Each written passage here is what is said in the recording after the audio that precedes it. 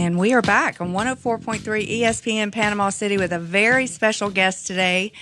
We have legendary coach from the legendary coaching family, Tommy Bowden. How are you doing, Coach Bowden? Good afternoon. In fact, I'm over in Tallahassee with the real Coach Bowden. Oh, the patriarch of the coaching family, right? Patriarch. You got me and Terry, two fake ones, and you got the real one. Well, hey, I hate to interrupt you, and we really appreciate you giving us your time, especially knowing that you're with family and with your dad. The name of our show is Coach's Daughter, and my mom was a coach for years, and my thing is once a coach, always a coach. So we're going to call you Coach Bowden. I know you're just one of many Coach Bowdens in your family. Tell us, be good. What was it like when, and I'm sure you get asked this a lot, but what was it like coaching against your dad? It wasn't very fun until you won, and it took me a few years to win. But the first time we played, since a father and son had never played in the history of college football Division 1A, so it was a big deal, and there was a lot of media and a lot of attention on the game. And it was kind of fun. He won the national championship, won undefeated. Clemson was coming off a 3-win season. I inherited Clemson. They only won 3 games. Wow. Nobody gave us a chance to win. It was a close game. But the next 3 years, he killed me. And I said, golly, I got to beat him. So I won the next 4 out of 5. But the games are only fun. They're only fun if you win. It's just like anybody else. It's a great sport. Coaching's great if you win, and when you lose, it's no fun. I know, it's so true. Well, hey, Coach Bowden, I'm the co-host of the show. My name's Kyle, and I'm actually a huge Florida State fan. So this is fun talking to you about this, and I love talking to you about losing to your dad. To be honest with you, I gave him 4 or 5 of his wins. However, about 300 and some wins. Well, hey, we have a fan in here today, and he wanted to ask you a little trash talk question, if that's okay with you, real quick. That'd be good. Coach Bowden, in 1999, it was the largest crowd to ever watch a game in Clemson Memorial Stadium in Death Valley. And you're right. Y'all are coming off a 3-win season, and you took your dad down to the wire 14-17.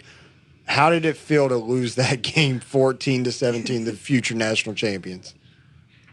I didn't realize it then. They were by far, they were like Clemson was now. Clemson by far is the best team in the ACC, and Florida State was.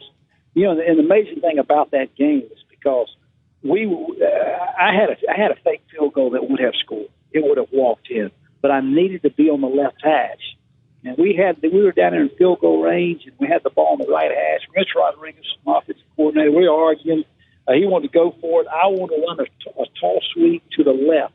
Just to get on. I knew we'd get a tackle for a loss. I didn't care. I wanted to get over the left hash, kick a field goal, call the fake, and we'd win the game. And we fought, end up going for it on the right hash, and we missed it. We missed the conversion, and then we tried to kick the field goal on the right hash and got it blocked. But had I been on the other hash, I would have beaten him and knocked him out of the national championship. But I needed to have the ball on the left hash because I had a right-foot kicker. But, that's how it goes. He won the game. He won the national. Here's what he won the ACC. He won the game. He won undefeated. He won the national championship, and I won ACC Coach of the Year. There you go. Does that make sense? Well, I do have another question for you. When you left Clemson, and, looking back, and we've been talking about this for weeks now, is that, I don't know that anybody would foresee what was going to happen at Clemson with Dabo. And what was it that you saw in him that maybe nobody else at that time realized about him as a head coach? I didn't know he didn't know probably he'd have this much success, but I thought he had some of the intangibles that you needed. I've been around my father, my brother Terry, who's got 175 wins. He's got a bunch of wins himself. So I was kind of familiar with, at least some of the characteristics needed of a coach. He had a great football wife. His wife, Kathleen, I thought was great recruiting. He's got a great relationship with players. He was a good recruiter. There's a sincerity about him. He's got a lot of enthusiasm. So he was a hard-nosed guy. He was a walk-on at Alabama like I was a walk-on. And a lot of times walk-on they coach and they play with a chip on their shoulders.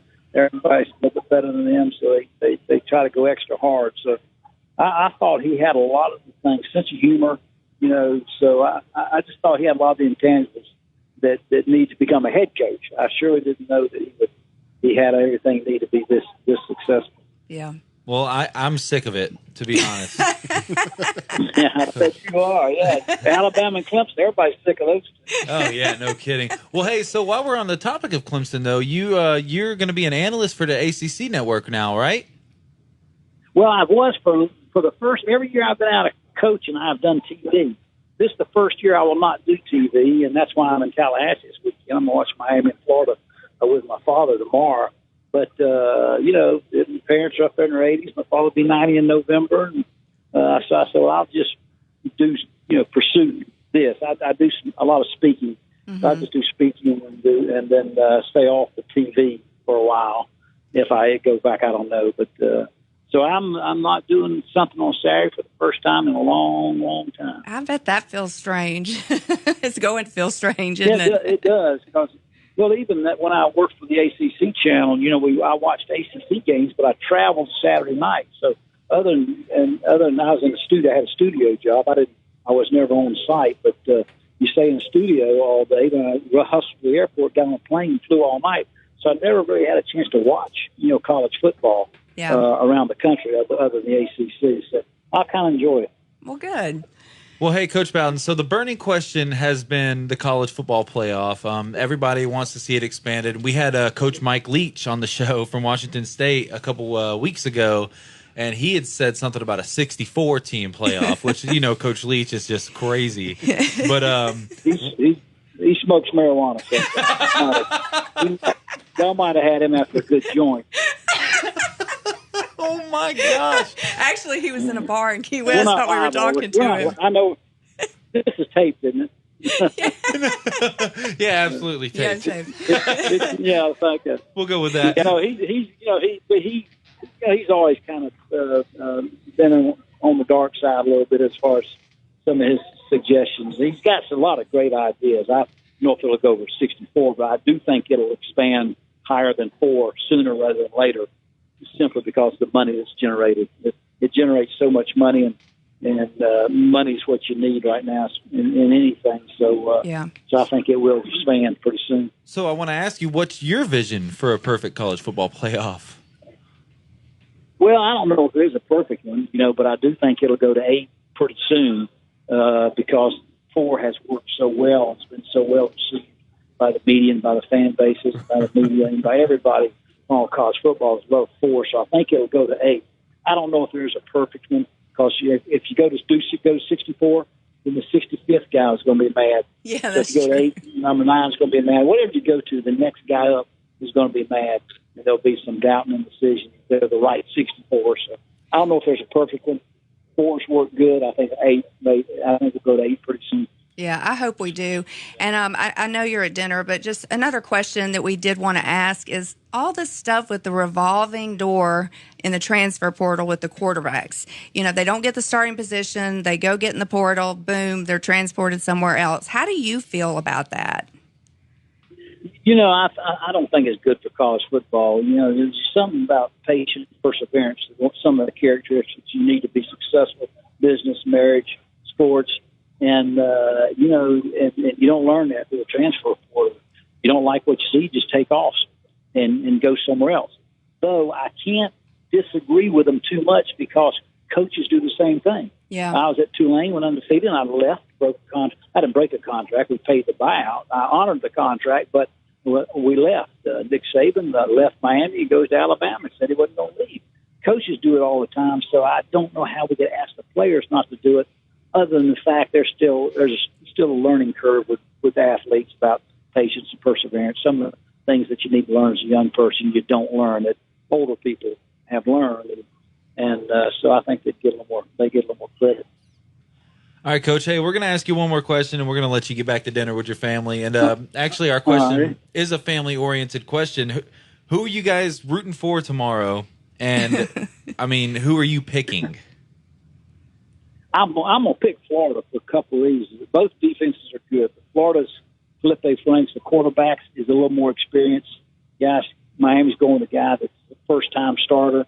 And then both teams got offensive line problems. I think Miami starting 2 freshmen. I think Florida lost 80% of their offensive line play. So I think it'll be a low-scoring defensive game, but I'm going with the experience of Felipe Franks, the Florida quarterback. 10 wins last year. They got a little more confidence. So if I was a bet man, I'd bet Florida.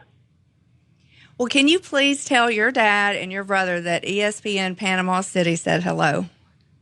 I'm going to tell them, let's do this again. I live over in Panama. I live in Destin, so I'll closeness and do it some more if y'all call me. Oh, yeah, Absolutely. that'd be great. We'd love that. Hey, thanks so much for your time, and enjoy your first weekend to watch college football. I'm going to do that. I'm going to wake my father up from his nap and tell him y'all said hello. Okay. Hey, thanks, Coach. Have a good one. Y'all have a good weekend. Thank you. Thank you. Bye.